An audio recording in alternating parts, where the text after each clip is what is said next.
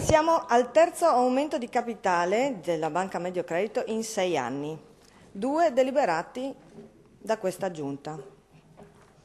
Abbiamo sempre espresso perplessità, o meglio, contrarietà a questa continua immissione di denaro pubblico per 2 ragioni. Una è storica e la seconda invece più recente. La prima, anche tenendo in considerazione la fase storica di mercato in cui si sono generate la maggior parte delle sofferenze per le quali adesso siamo a approvare una legge per un ulteriore aumento di capitale, non è ammissibile, trattandosi di istituto pubblico, che non vengano affrontate e sanzionate le responsabilità di chi, forse anche consapevolmente, si è allontanato dalla originale finalità con cui è nata questa banca e si proceda al suo risanamento come se niente fosse accaduto. Nello statuto di Mediocredito si legge la citazione alle varie norme che appunto istituiscono questa banca, che è costituita una società per azioni denominata Banca Mediocredito del Friuli Venezia Giulia SpA, ed essa deriva dalla trasformazione del Mediocredito per le piccole e medie imprese del Friuli Venezia Giulia. Quindi, in origine, la banca era nata esplicitamente ed esclusivamente per l'attività, le operazioni relative alle piccole e medie imprese di questa regione.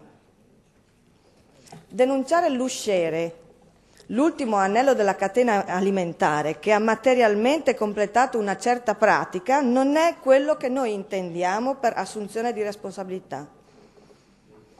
Certo, lo sappiamo, individuare le responsabilità, incarnarle cioè in persone reali, non serve a risanare la banca, questo non serve.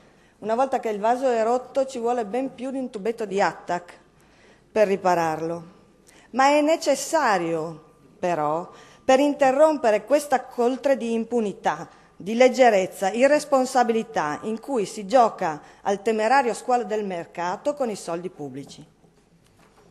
La seconda ragione, dicevo, più recente, si fonda nella consapevolezza che il mercato non è la soluzione ai problemi del mondo, tantomeno a quelli di questa regione e dei suoi cittadini.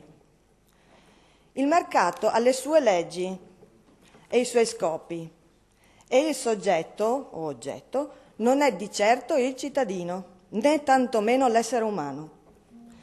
Lo Stato nasce come esigenza di protezione e regolazione della natura sociale dell'uomo e ha per oggetto il cittadino e non può abdicare da questa funzione. Lo Stato, in questo caso la Regione, deve mantenere il focus su queste necessità, protezione e regolazione. I dati che emergono anche dalla relazione approvata recentemente sul primo anno di applicazione della misura attiva di sostegno al reddito sono devastanti. 14.102 nuclei beneficiari riferiti a 38.410 persone in 12 mesi, con un importo erogato di 47.945.030 euro. Risanare una banca pubblica con prima 17,8 milioni e poi fino a 54,9 milioni, per poi cederla al mercato, è un insulto a queste persone ed è anche l'atto finale di resa alla logica del mercato, che logica non ne ha. E si è visto bene con i vari Montepaschi, Banca Etruria e varie cose. Alla fine, perché non si può lasciare che le cose cadano e si distruggano, alla fine chi paga è e non può essere altro che Pantalone. E tale è la natura dello Stato come entità fondata sul valore costituzionale della solidarietà, valore al quale non si può abdicare a nessun costo, ma che non può consistere nell'elargire favori o comunque chiudere occhi rispetto agli amici. E allora si rende ancor più necessario un ragionamento serio sulle partecipazioni pubbliche a società che operano nel mercato. La commistione pubblico-privato deve finire, perché sempre si riduce alla privatizzazione degli utili e alla pubblicità delle perdite.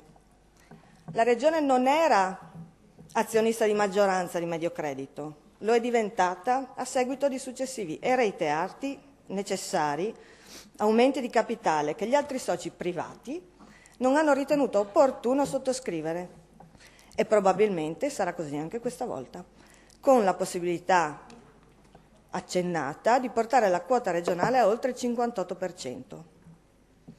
L'ingresso di un partner industriale potrà aver senso nella logica di funzionamento della banca, ma la Regione non può rischiare ulteriori fuoriuscite di somme per riparare agli esperimenti di altri. Si valuti se lo strumento banca può essere utile allo sviluppo di questa Regione. Noi crediamo che sia così. E si operi perché lo strumento rimanga nelle mani della Regione, oppure no, e lo si lasci libero di correre felice nel mercato. Noi non possiamo e non dobbiamo permettere che quanto avvenuto in passato possa ripetersi.